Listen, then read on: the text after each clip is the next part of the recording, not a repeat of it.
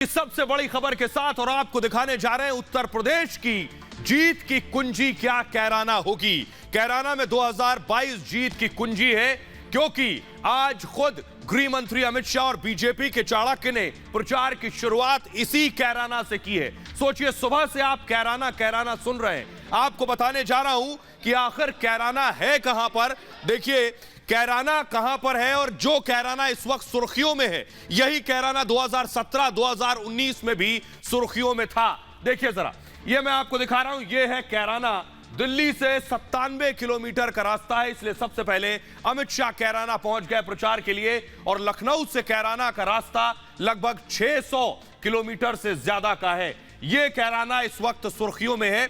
वजह आपको बताने जा रहे हैं कि आखिर कैराना में ऐसा क्या था, क्या हो रहा था कैराना में, जिस वजह से आज कैराना दरअसल उत्तर प्रदेश विधानसभा का रास्ता तय करने वाला है। देखिए जरा, आपको दिखाने जा रहा हूं, ये आपके सामने ग्राफिक्स है। कैराना में अब तक डर लगता था, जो लोग यहां रहते थे, पलायन की वजह से सुर्खियों में रहा कैराना। आपको बताऊं, खौफ से परिवारों ने यहां से पलायन करना शुरू कर दिया। लोग भाग रहे थे घर छोड़ छोड़ के। 346 परिवारों ने अब तक घर छोड़ दिया कैराना से। 2016 में आपको बताऊं, हुकुम सिंह ने इस मुद्दे को उठाया था और हिंदू परिवारों के पलायन का आरोप लगाया था कि यहां से हिंदू परिवार घर छोड़कर भाग रहे हैं। कुछ इसी तरह लिखा था घरों पर, यह मकान बिकाऊ है। कानून व्यवस्था की सबसे ज्यादा समस्या थी, यानी लॉ ऑर्डर की समस्या थी, और इलाके में बदमाशों का आतंक हुआ करता था। अब तक कैराना में रंगदारी, हत्या जैसी वारदात कैराना में आम थी, और यही कैराना योगी आदित्यनाथ के लिए प्रयोगशाला बन गया। रंगदारी ना देने पर हत्याएं तक हुई हैं। आपको बताऊंगा कैसे कैराना को संभाला योगी ने, और पूरे उत्तर प्रदेश के लिए नजीर बन गया। अपराधियों की दरअसल पुलिस से सांठगांठ हुआ करती थी पहले। नेता अपराधियों को पालते पोसते थे उस वक्त, और 2014 में आपको बताऊं 3 लोगों की हत्या हुई थी यहां पर, और 2017 में चुनाव पलायन बड़ा मुद्दा बना था चुनाव के दौरान। आइए अब आपको सुनवाने जा रहा हूं, आप खुद कैराना के लोगों को सुनिए, तब में और आज में क्या फर्क आया है। सुनिए जरा। सब बर्बाद हो गया, जो भी कुछ थी जमा पूंजी सब बर्बाद हो गई थी। गुंडाइयों पे जितने भी गुंडे हैं उन पे जो एक्शन लेना शुरू हुआ, जो कभी पहले यूपी में नहीं हुआ, तो हमें लगा कि अब वहाँ पे सुशासन आ गया है, हम वहाँ पे अब वापसी कर सकते। बहुत काफी इतना माहौल चेंज हुआ है कि हम इसका बयान नहीं कर सकते। इसी सरकार को लाया जाए ताकि बदमाश जो है बिल्कुल यहाँ से खत्म हो जाए। कोई पुलिस सुरक्षा नहीं थी, कोई हमारी सुनने वाला नहीं था, नेता ना अभिनेता कोई सुनने वाला नहीं था। उन्होंने कहा मोदी जी की कृपा हो गई, भाजपा की सरकार बनी, योगी जी ने कानून और व्यवस्था को सुधारा है, हमें पलायन करने वाले पलायन कर गए। कैराना में है 2022 जीत की कुंजी। अब हमें कोई भय नहीं है, सब शांति से यहाँ अपना व्यापार कारोबार कर रहे हैं। पश्चिमी यूपी में आर पार की लड़ाई, लेकिन 2017 के बाद अपराधी पलायन कर रहे हैं। बीजेपी ने पश्चिमी उत्तर प्रदेश में झोंकी पूरी ताकत। गृह मंत्री अमित शाह, मुख्यमंत्री योगी आदित्यनाथ, बीजेपी अध्यक्ष जेपी नड्डा सहित कई स्टार प्रचारक आज पश्चिमी उत्तर प्रदेश में थे। इसके साथ ही जाटलैंड में सियासी पारा चढ़ गया। कैराना में अमित शाह ने कहा कि योगी राज में पलायन करने वाले खुद पलायन कर गए। कैराना है जहां पहले से लोग पलायन कर रहे थे। आज मैं जब राउंड लेने निकला, उन्होंने कहा मोदी जी की कृपा हो गई, भाजपा की सरकार बनी, योगी जी ने कानून और व्यवस्था को सुधारा है, हमें पलायन करने वाले पलायन कर गए। पलायन के मुद्दे पर आज पश्चिमी यूपी में सीएम योगी ने भी विपक्ष पर करारा हमला बोला। योगी ने कहा कि कैराना को कश्मीर बनाने की साजिश थी, जिसे फेल कर दिया गया। जो लोग प्रदेश में कैराना के माध्यम से कश्मीर बनाने की ओर का सपना देख रहे थे, हमने उनको बोल दिया कि अब कश्मीर भी इस देश का स्वर्ग बन रहा है, और पश्चिमी उत्तर प्रदेश विकास की नई बुलंदियों को छू रहा है। दरअसल पश्चिमी यूपी में विधानसभा की 136 सीटें हैं। 2017 में बीजेपी ने यहां क्लीन स्वीप किया, और बीजेपी एक बार फिर 2017 का प्रदर्शन दोहराना चाहती है। पहले की सरकारों के खेल का ही नतीजा था कि लोग अपना पुश्तैनी घर छोड़कर पलायन के लिए मजबूर हो गए थे। पहले क्या क्या खेल खेले जाते थे, अब योगी जी की सरकार ऐसे अपराधियों के साथ जेल जेल खेल रही है। और आइए अब आपको बताने जा रहा हूं कि आखिर योगी आदित्यनाथ ने कैराना में क्या जादू किया। योगी ने ऐसा क्या किया जो कैराना से पूरे उत्तर प्रदेश की शक्लो सूरत बदल गई। देखिए जरा क्या बदला कैराना के अंदर। हुआ ये, आपको हम बता रहे हैं, सबसे पहले योगी आदित्यनाथ ने सत्ता संभालते ही कानून व्यवस्था पर जोर दिया कैराना की। पलायन पीड़ित परिवारों में भरोसा कायम किया, उनमें यकीन और विश्वास सरकार के लिए जगाया। योगी सरकार की जीरो टॉलरेंस की नीति अपराध पर रही, उस पर यकीन दिलाया। योगी ने पुलिस को फ्री हैंड दिया कि पुलिस प्रशासन अपने स्तर पर काम करे। अपराधियों के खिलाफ ताबड़तोड़ एक्शन शुरू हो गए और अपराधियों में पुलिस का खौफ और भय बनना शुरू हो गया। अपराधी माफिया के खिलाफ कार्रवाई शुरू की योगी आदित्यनाथ ने। एनकाउंटर के डर से अपराधी भाग खड़े हुए। यह न सिर्फ कैराना में बल्कि पूरे उत्तर प्रदेश में हुआ। अपराधियों ने पुलिस के सामने सरेंडर करना शुरू कर दिया। दंगाइयों से नुकसान की वसूली की गई और एंटी रोमियो स्क्वाड बनाया योगी आदित्यनाथ ने। महिलाओं के खिलाफ अपराध में इसके बाद लगातार कमी आई। कैराना में पीएसी बटालियन कैंप खोला गया और कैराना में फायरिंग रेंज तैयार हुआ है। तो योगी के लिए पहली चुनौती थी कि कैराना को भय मुक्त बनाना है। और बड़ी खबर आपको बताऊं कि कैराना से जो विधायक है नाहिद हसन, पिछले दिनों उनकी गिरफ्तारी हुई। तस्वीरें मैं आपको दिखा रहा हूं। विधायक नाहिद हसन की गिरफ्तारी हुई गैंगस्टर एक्ट में। ये कैराना से विधायक है। ये योगी आदित्यनाथ के राज में ही संभव है कि चाहे कोई भी अपराधी हो, आरोपी हो, बच नहीं सकता है। तो नाहिद हसन की गिरफ्तारी पर्याप्त नहीं थी। कैराना में, न सिर्फ कैराना बल्कि पूरे उत्तर प्रदेश में कैसे अपराध मुक्त करना है उत्तर प्रदेश को, उसके लिए योगी आदित्यनाथ ने ये एंटी रोमियो स्क्वाड बनाया। सबसे पहले अगर एम्बियंस सुनाऊं मैं, ये देखिए जगह जगह सबसे पहले योगी ने सत्ता में आते ही शुरुआत की, एंटी रोमियो स्क्वाड बनाया। इस तरह जगह जगह महिला पुलिसकर्मी मौजूद थी स्कूल कॉलेजेस के बाहर, मार्केट प्लेसेस में, जिससे महिलाओं की सुरक्षा की जा सके। इतना ही नहीं, दूसरी तस्वीर मैं दिखाने जा रहा हूं, देखिए जरा। ये उसके बाद उत्तर प्रदेश में अपराधियों का सफाया हुआ, एनकाउंटर शुरू हुआ। आगरा की तस्वीर मैं आपको दिखा रहा हूं। आगरा में एनकाउंटर हुआ। इस एनकाउंटर के बारे में आपको बताऊं कि ये जो शख्स है ये खुद एक बड़ा आरोपी बताया जाता है जिसने एक शख्स की हत्या की थी। दूसरी तस्वीर मैं आपको दिखाऊंगा नोएडा की, और ये आज की तस्वीर है। देखिए जरा, फुल स्क्रीन जरा दिखाऊं। नोएडा में आज एनकाउंटर हुआ। एनकाउंटर साइट की तस्वीरें मैं आपको दिखा रहा हूं। लाखों का सामान जब्त किया गया है, कार जब्त की गई है। योगी राज में हर दूसरे दिन इस तरह के अपराधी मार गिराए जाते हैं, ढेर किए जाते हैं। ये वजह थी कि योगी ने उत्तर प्रदेश में अपराध का सफाया किया इस तरीके से और लोगों के अंदर से डर निकाला, क्योंकि योगी के सामने सबसे बड़ी चुनौती यही थी और इसीलिए शासन प्रशासन में लोगों का यकीन कायम हुआ। आइए अब आपको बताते हैं कैसे योगी ने अपराधियों से मुक्त किया उत्तर प्रदेश को, कैसे अपराधियों का एनकाउंटर किया। अब तक के आंकड़े आपके सामने हैं। मुठभेड़ आपको बताऊं, उत्तर प्रदेश के अंदर अब तक 7,791 मुठभेड़ हुई। एनकाउंटर में 139 मारे गए और ढेर किए गए। 16,000, सोचिए जरा, 16,000 और इससे ज्यादा गिरफ्तारियां हुई हैं। लगभग इन एनकाउंटर्स में आपको बताऊं 3,000 लोग घायल हुए, 3,000 घायल हुए, जख्मी हुए। सिर्फ वेस्टर्न यूपी में जहां दांव है इस बार सबसे बड़ा, पश्चिमी यूपी में सबसे ज्यादा एनकाउंटर हुए। और पश्चिमी यूपी में जिला आता है मेरठ। मेरठ में अकेले 2,500 एनकाउंटर हुए, 2,500 एनकाउंटर। मेरठ के अंदर 61 अपराधी इन 2,500 एनकाउंटर में ढेर कर दिए गए। यही सिर्फ पश्चिमी उत्तर प्रदेश में 5,000 गिरफ्तारियां हुई हैं। सोचिए 16,000 में से 5,000 गिरफ्तारी सिर्फ वेस्टर्न यूपी में। आगरा जो कि वेस्टर्न यूपी में आता है, 1,800 आगरा में मुठभेड़ हुई है और आगरा में 18 ढेर कर दिए गए। बरेली में 1100 एनकाउंटर्स को अंजाम दिया गया।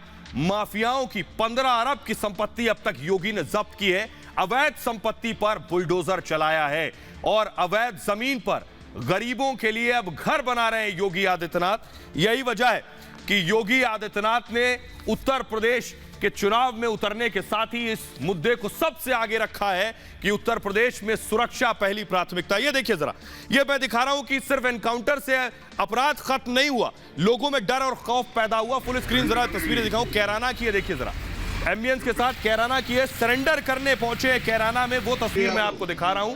इस कदर क्रिमिनल्स के अंदर डर है कि वो अपनी जान का खौफ है कि वो खुद देखिए सरेंडर करने पहुंच जाते हैं थाने में।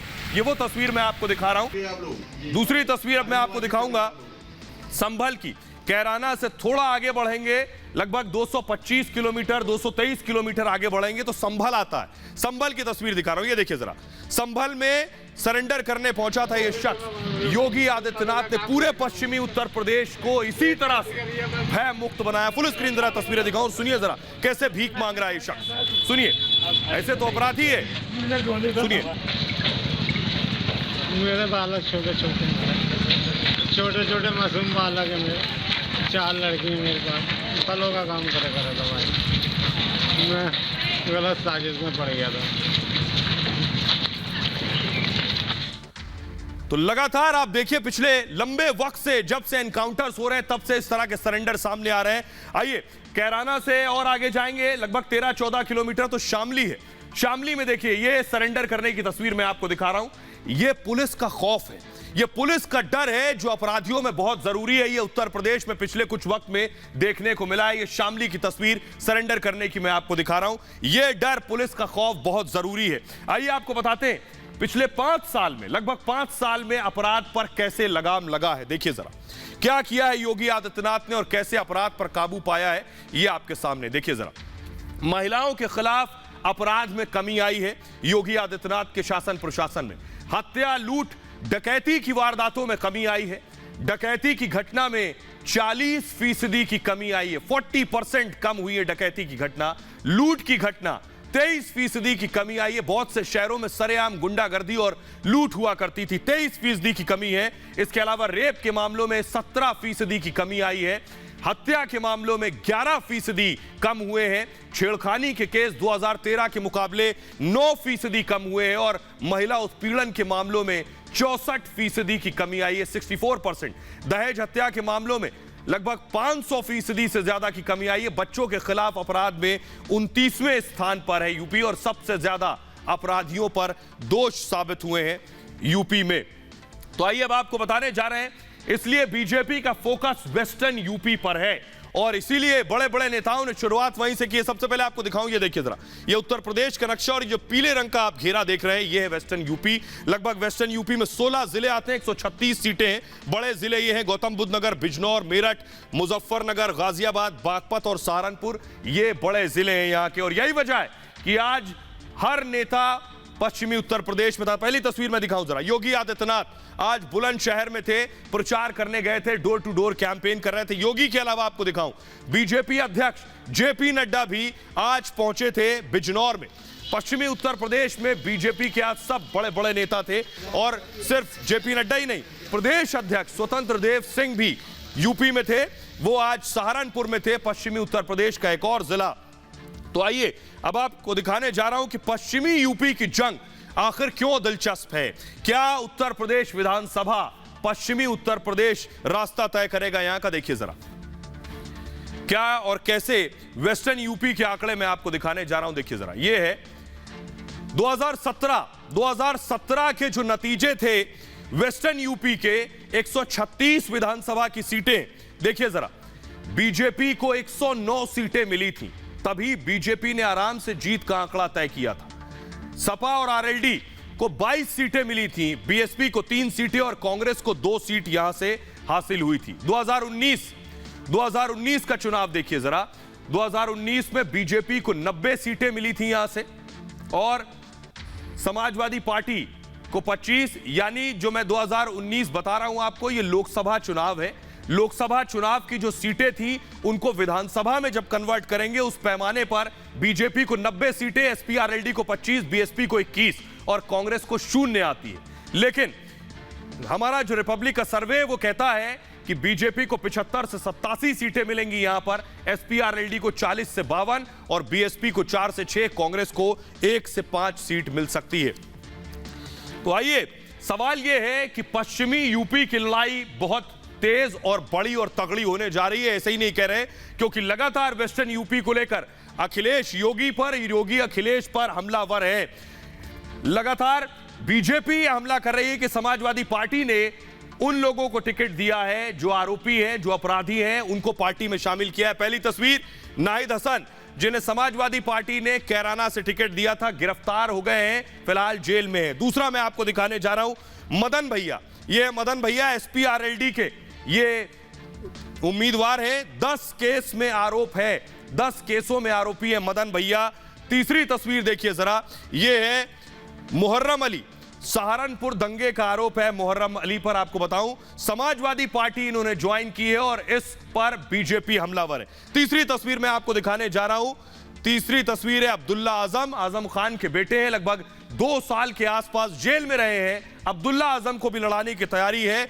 और इतना ही नहीं, एक और तस्वीर मैं आपको दिखाने जा रहा हूं आजम खान की। आजम खान भी चुनाव लड़ना चाह रहे हैं। तो ये सारे लोग चुनाव लड़ेंगे तो सपा को नुकसान हो सकता है और बीजेपी अपराध के मामले में सपा पर हमलावर हो सकती है। देखिए जरा, मैं आपको दिखा रहा हूं आजम खान क्या कह रहे हैं। आजम खान कह रहे हैं उन्हें चुनाव लड़ना है।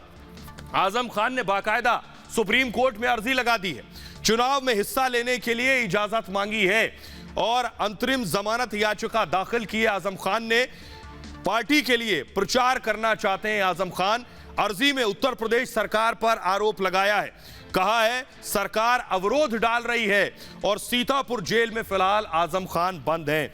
यही वजह है बीजेपी कैसे सपा पर अटैक कर रही है, सुनिए जरा।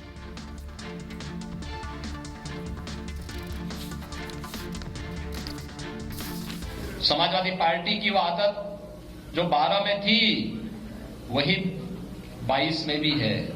प्रत्याशियों की सूची आप देख सकते हैं, कैराना से लेकर के बुलंदशहर, स्याना और लोनी तक जो एक फहरिस्त है प्रत्याशियों की, ये वही लोग हैं जो कैराना के पलायन के लिए जिम्मेदार रहे हैं, मुजफ्फरनगर के दंगों के लिए जिम्मेदार रहे हैं, बुलंदशहर के उपद्रव के लिए जिम्मेदार रहे हैं। सबसे ज्यादा आपराधिक मामलों में कोई विधायक अगर विधानसभा में पहुंचे तो भारतीय जनता पार्टी ने पहुंचाए हैं। समाजवादी पार्टी पे पिछले 5 साल में सबसे ज्यादा झूठे मुकदमे अगर किसी ने लगाए तो भारतीय जनता पार्टी ने लगाए। अखिलेश जी के लिए आईटी है इनकम फ्रॉम टेरर, और उनके ब्रांड एम्बेसडर कौन थे? नाहिद हसन, मुख्तार अंसारी और यूनुस खान। यही नहीं, अतीक अहमद से लेकर बाकी नाम गिने जाएं, ये इनके आईटी के ब्रांड एम्बेसडर थे, इनकम फ्रॉम टेरर। ये बीजेपी का आरोप है सपा ने दागियों को या तो पार्टी में ले लिया है या टिकट दे दिया है। वो लिस्ट क्या है देखिए जरा, कौन कौन से वो चेहरे हैं, कौन से वो नाम है। सबसे पहले है नाहिद हसन, 17 आपराधिक केस दर्ज है नाहिद हसन पर। कैराना पलायन के साथ नाहिद हसन का नाम जुड़ा, गैंगस्टर एक्ट में फिलहाल गिरफ्तारी हुई, जेल में है। कैराना से समाजवादी पार्टी ने टिकट दिया था, बाद में टिकट वापस ले लिया गया। इसके अलावा अगला नाम है मुहर्रम अली पप्पू, सहारनपुर दंगे के आरोपी हैं, समाजवादी पार्टी ज्वाइन की है, एसपी ने टिकट दिया। और इसके अलावा हाजी यूनुस, समाजवादी पार्टी आरएलडी गठबंधन के उम्मीदवार हैं हाजी यूनुस। हाजी यूनुस पर 23 केस दर्ज हैं, 23 मामले, हत्या, गैंगस्टर एक्ट और लूट का मामला दर्ज है हाजी यूनुस पर। इसके अलावा मदन भैया, लोनी सीट से मदन भैया को टिकट दिया गया है। मदन भैया आपको बताऊं, इन पर 1-2 नहीं 10 मामले दर्ज हैं, 10 केस चल रहे हैं इनके ऊपर जानलेवा हमले में। इसके अलावा गैंगस्टर एक्ट का भी केस मदन भैया पर है। 4 मामले कोर्ट में है, में ट्रायल पर हैं। रफीक अंसारी अगला नाम है, मेरठ सीट से रफीक विधायक रह चुके हैं और रफीक पर कई मामले और मुकदमे दर्ज हैं। 2007 में जानलेवा हमले का आरोप लगाया था रफीक ने, एसपी ने उसके बावजूद इन्हें टिकट दिया है। तो ये वो नाम है जिन पर आरोप हैं या जो केसेस चल रहे हैं और बीजेपी इसी को बड़ा मुद्दा बनाने की तैयारी में। बहरहाल आगे बढ़ते हैं। आज की एक और खबर है, प्रियंका वाड्रा ने यू टर्न ले लिया है। कल हमने आपको दिखाया था कि कैसे प्रियंका ने भरे प्रेस के सामने कहा था कि उत्तर प्रदेश में वही है मुख्यमंत्री का चेहरा, लेकिन सोचिए ज्यादा वक्त नहीं हुआ, सिर्फ 24 घंटे में प्रियंका ने पलटी मार दी है। आइए आपको बताने जा रहा हूं 24 घंटे पहले प्रियंका ने क्या कहा था और कैसे प्रियंका ने अब यू टर्न ले लिया है। तो प्रियंका दरअसल अपना घोषणा पत्र कल जारी किया, जिसमें प्रियंका वाड्रा और राहुल गांधी दोनों मौजूद थे। और उस दौरान प्रियंका गांधी से एक पत्रकार ने सवाल पूछा मुख्यमंत्री के चेहरे को लेकर कि यूपी में सीएम फेस कौन होगा कांग्रेस का। तो प्रियंका ने झट से कहा कि मैं ही हूं, और कोई चेहरा दिख रहा है? मैं ही हूं सीएम कैंडिडेट।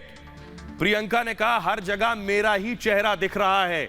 पत्रकार से कहा 24 घंटे बाद, यानी इस 24 घंटे में जब चारों तरफ खबर पहुंची कि प्रियंका ने मुख्यमंत्री उम्मीदवारी की खुद ही घोषणा कर दी है, बिना किसी से बात किए खुद ही ऐलान कर दिया है कि प्रियंका खुद ही सीएम होंगी, हंगामा मच गया।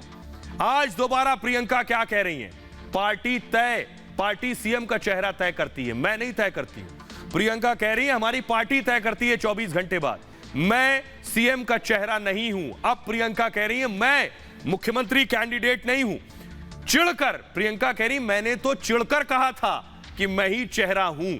सोचिए जरा, अब प्रियंका ने यू टर्न लेने के लिए कहा, वो मैं चिढ़ गई थी इसलिए कहा कि मुख्यमंत्री का चेहरा मैं ही हूं। बार बार एक ही सवाल पूछ रहे थे इसलिए ऐसा कह दिया, ये प्रियंका ने कहा। आइए अब आपको सुनवाने जा रहे हैं, जरा सुनिए कि 24 घंटे पहले प्रियंका क्या कह रही थी। मेरे अलावा कोई चेहरा नहीं है, पोस्टर पर मैं ही दिख रही हूं, और अब क्या कह रही हूं सुनिए जरा प्रियंका को। मुख्यमंत्री के चेहरे को लेकर अक्सर सवाल उठते रहते हैं। आपको किसी और का चेहरा दिख रहा है? जी, यूपी में कांग्रेस पार्टी की तरफ से। जी, तो फिर तो आप ही चेहरा है मतलब? अब दिख तो रहा है ना सब जगह मेरा चेहरा। नहीं, मैं ये नहीं कह रही हूँ कि मैं ही हूँ चेहरा, वो तो मैंने थोड़ा चिढ़ के कह दिया, क्योंकि बार बार आप लोग वही सवाल कर रहे हैं, ऐसी कौन सी बड़ी बात है? आप बताइए, इतने प्रदेश हैं, इतने प्रभारी हैं, चाहे कांग्रेस पार्टी के हों चाहे भाजपा के हों, क्या आप उन सबसे पूछते हैं कि वो मुख्यमंत्री का चेहरा बन रहे हैं कि नहीं? क्यों नहीं पूछते? मुझसे क्यों पूछ रहे हैं? और आइए अब आपको दिखाने जा रहे हैं आखिर ऐसा क्या हुआ जो प्रियंका गांधी ने 24 घंटे में यू टर्न ले लिया।